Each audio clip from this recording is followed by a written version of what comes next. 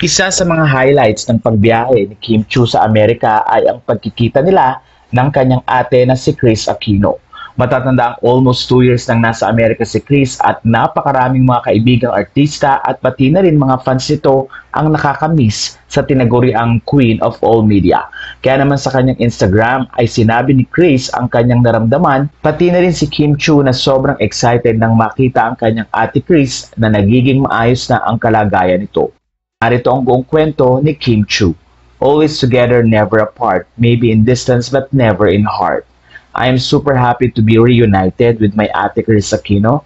Seeing you after so many years makes my heart.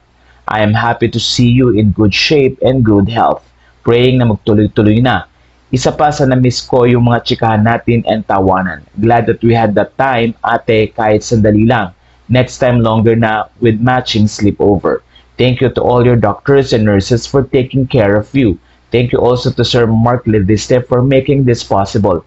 I'm happy to see Kuya Josh also and hopefully next time si Bim naman. I love you so much ate. Praying for good health and fast recovery. Missed you so much ate.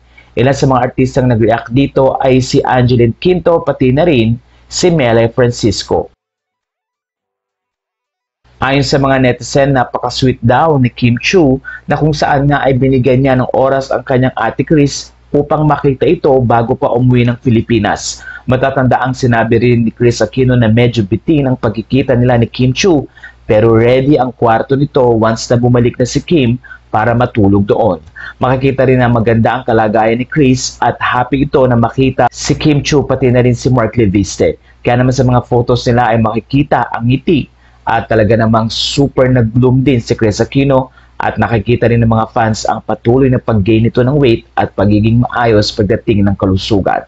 Prayer ng maraming netizen ang patuloy na paggaling ni Kris Aquino.